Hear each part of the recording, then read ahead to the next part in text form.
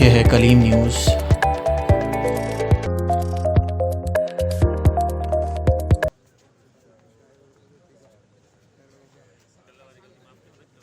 سکھر سے نمائندہ کلیم ضیاء الرحمان کی رپورٹ۔ سکھر کی احتساب عدالت میں پیشی کے بعد سہیل انور سیال کی میڈیا سے گفتگو۔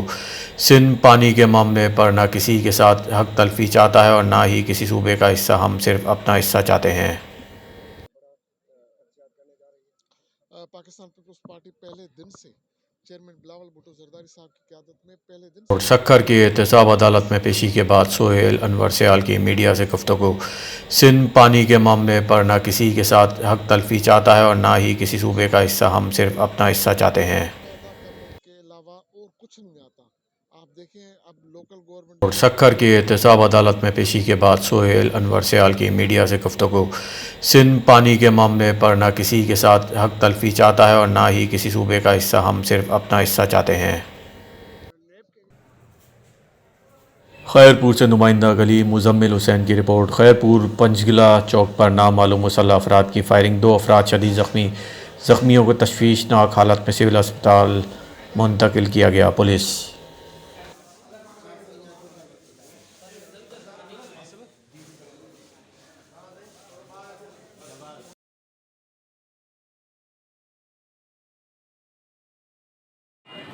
خیرپور سمیت ضلع بھر میں امن و امان کی خراب صورتحال ہونے کی وجہ سے شہری اور نارجو برادری کے لوگ سڑکوں پر لوگوں کا سول اسپتال روڈ کو بند کر کے ٹائر نذر آتش کر کے احتجاجی مظاہرہ۔ 1 ہفتے میں 8 افراد قتل ہو چکے ہیں۔ پولیس تماشا دیکھ رہی ہے، کہہ رہی ہے کہ یہ قبائلی جھگڑے ہیں۔ مظاہرین کا IG سندھ DIG سکھر سے نوٹس لے کر خیرپور سمیت ضلع بھر میں امن و امان کو بحال کروانے کا مطالبہ۔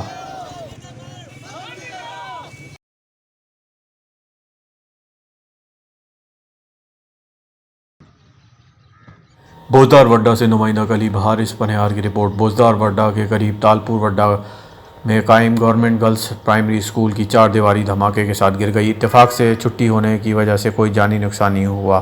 شہریوں کا محکمہ تعلیم سے اسکول جلد تعمیر کرنے کا مطالبہ۔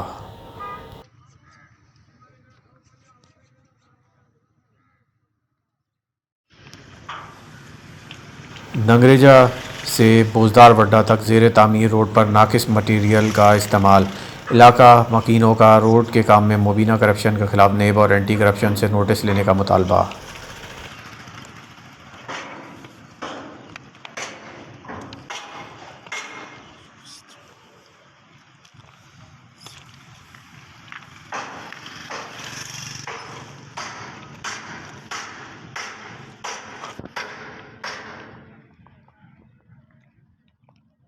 وارہ سے نمائندہ کلیم شفیق عباسی کی رپورٹ۔ وارہ تحصیل میں یوریا کھاد کی مہنگے دام پر فروخت کے خلاف عوامی تحریک کی احتجاجی ریلی۔